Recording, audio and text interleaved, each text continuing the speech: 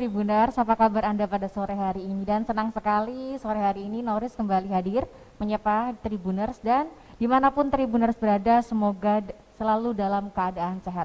Tribun Jogja hadir setiap hari dengan beragam tema dalam live streaming kita kali ini Tribuners, dan sore hari ini selama 45 menit ke depan kita akan membahas mengenai tema dukungan DPRD DIY kepada BPBD dan Satpol PP dalam penanganan ancaman laka laut dan bencana laut. Nah, untuk membahasnya lebih lanjut, kita sudah hadir di sini tiga narasumber utama kita yang hadir.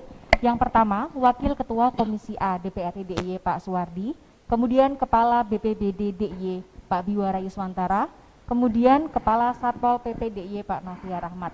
Dan bagi Tribuners yang ingin bertanya ataupun menanggapi seputar topik kita pada sore hari ini, silahkan tinggalkan komentar. Nanti akan dijawab langsung oleh tiga narasumber kita yang hadir pada sore hari ini. Kita akan menyapa tiga narasumber kita. Selamat sore Pak Suwardi, Pak Novia, dan juga Pak Biwara. Selamat sore.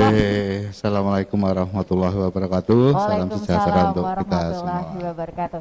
Nah, ini kita akan membahas mengenai dukungan DPRD DIY kepada BPBD dan Satpol PP dalam penanganan ancaman laka laut dan bencana laut. Mungkin sebelum kita jauh membahasnya nih Pak, kita akan bertanya dulu ke Pak Novia Rahmat.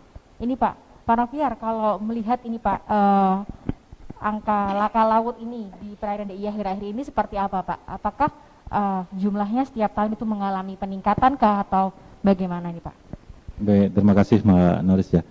Jadi terkait dengan angka kecelakaan laut yang ada di DIY dari tahun ke tahun itu sebetulnya semakin meningkat ya. Karena apa? Kondisi yang ada di pantai selatan ini berbeda dengan pantai-pantai lain yang ada di Indonesia. Di pantai selatan ini mempunyai karakteristik sendiri, dia punya palung laut yang selalu berpindah-pindah, sehingga ketika ada wisatawan yang datang ke pantai, itu walaupun sudah diingatkan, tetapi dalam kenyataannya masih sering mereka yang masih mengabaikan protokol terkait dengan keselamatan di laut, sehingga sering sekali terjadi kecelakaan laut, baik itu yang dialami oleh wisatawan maupun dari nelayan. Contohnya sebagai kejadian-kejadian yang paling sering terjadi itu adalah kecelakaan yang dialami oleh para nelayan. Sebetulnya SOP-nya ketika mereka akan melaut, mereka harus safety, harus memakai baju pelampung. Tetapi dalam kenyataan sulit sekali memberikan edukasi kepada para nelayan itu ketika melaut dia harus memakai pelampung. Kemudian kepada wisatawan, itu di setiap pantai itu sudah ada larangan untuk tidak berenang di pantai. Tapi dalam kenyataan juga main kucing-kucingan dengan petugas. Setiap hari Sabtu Minggu, petugas kami yang ada di sana, Satlimas Rescue Simewa, yang jumlahnya 328 orang sudah di standby di sepanjang pantai, yang panjangnya adalah 166 km ya pantai yang ada di DIY, tersebar dalam 119 pantai. Ya, awalnya memang ada 43 pantai, tapi sekarang sudah berkembang menjadi 119 pantai. Ya, nah sehingga kami juga sudah menempatkan personel di sana untuk mengawasi para wisatawan. Nah, ini yang sering kita lakukan edukasi ketika misalnya ada, terutama apabila cuaca atau gelombang tinggi, dari BMKG sudah selalu mengingatkan akan ada ancaman gelombang tinggi dari tanggal sekian. Nah, itu kita sudah waspada. Jadi dari Satlimas Rescue Simewa, teman-teman di lapangan sudah mengingatkan kepada wisatawan untuk tidak berenang di laut. Nah, tapi juga kadang kecolongan banyak yang terjebak. Angkanya semakin tahun semakin meningkat. Jadi bukan karena ini, karena tingkat kunjungan wisatawan ke pantai itu semakin tinggi. Contohnya dalam hari Sabtu dan Minggu kemarin, itu dalam 2 hari itu ada kunjungan wisatawan ke pinggir pantai 27.000 orang. Setiap pantai itu dikunjungi tidak kurang dari 2.000, ada yang 5.000 pengunjung. Nah, ini semakin ramai. Di satu sisi memang tingkat perekonomian masyarakat di pantai semakin menggeliat, tetapi di sisi lain keselamatannya itu yang perlu diedukasi lagi. Mungkin itu Mbak. Oke. Nah, Pak, mungkin untuk terkait dengan sarana atau prasarana penyelamatan di area pantai selama ini, apakah sudah mencukupi itu Pak? Ya, kalau dari segi sarana prasarana sangat jauh dari mencukupi. Yang paling sering terjadi di laut ini adalah terkait dengan sesangat ubur-ubur. Nah ini kalau musim kemarin, 1 bulan kemarin, itu ada sekitar 500 wisatawan yang tersengat ubur-ubur. Nah itu tidak ada obatnya. Kemudian yang kedua terkait dengan ketika terjadi laka laut, seperti contohnya di Gua Cemara kemarin. Petugas-petugas kita menyisir karena kita tidak punya alat untuk bisa menembus ombak yang terlalu besar. Kita pakai drone underwater tidak mampu, pakai kapal juga tidak bisa, pakai perahu jungkung dengan kondisi ombak kemarin tidak mungkin untuk menembus laut itu, sehingga yang bisa dilakukan adalah melakukan penyisiran di pinggir pantai. Nah, penyisiran itu dilakukan ke barat atau ke timur dari titik lokasi, dan itu semuanya dilakukan dengan cara berjalan kaki, sehingga itu tidak membuat hasil maksimal, sehingga rata-rata ini semacam apa ya, SOP yang sudah tidak tertulis sebetulnya.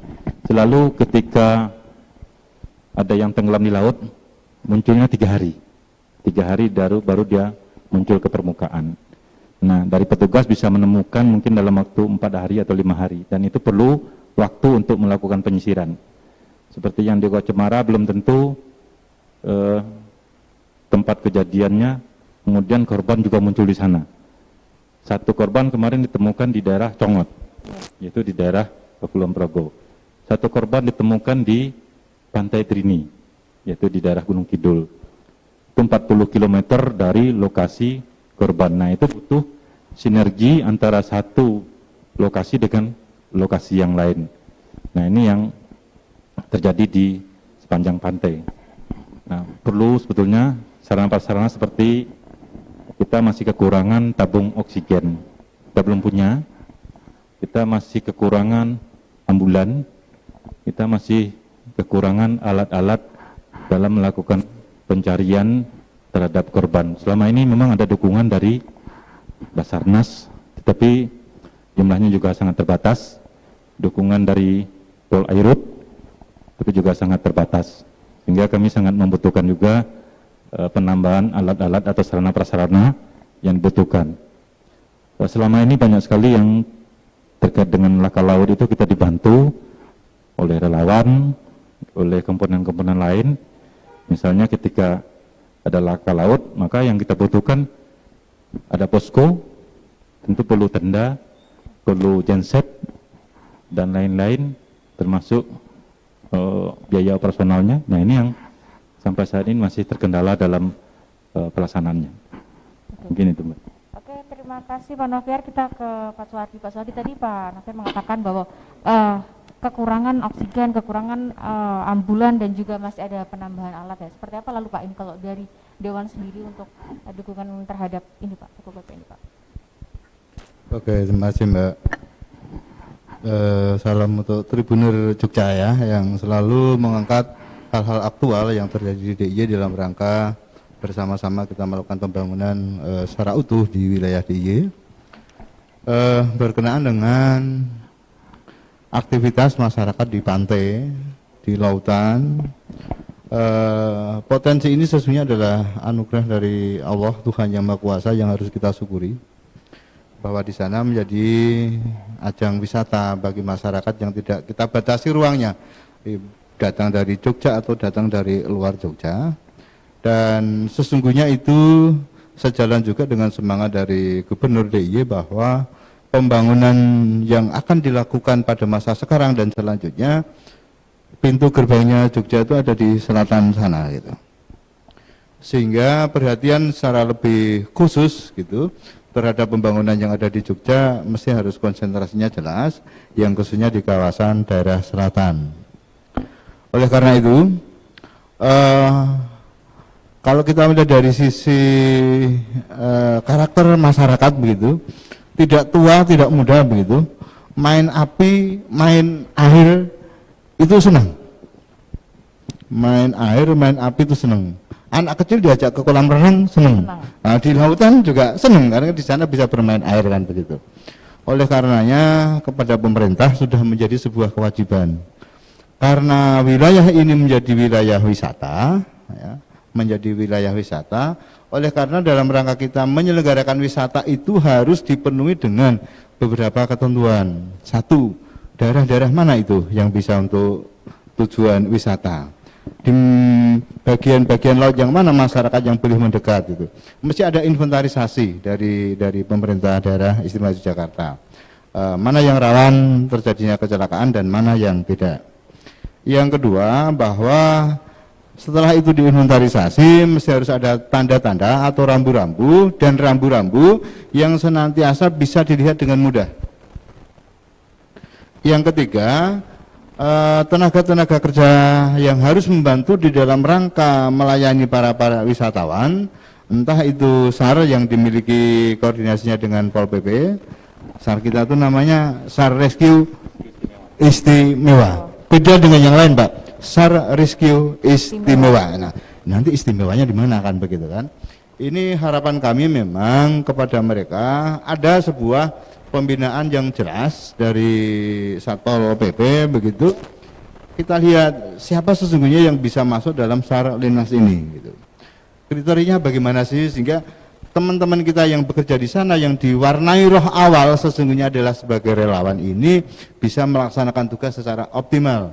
Perlu didorong juga dengan sebuah supporting yang memberikan keterampilan sikap mental kepada para relawan kita ini ya benar-benar mereka siaga dalam rangka mendampingi para wisatawan.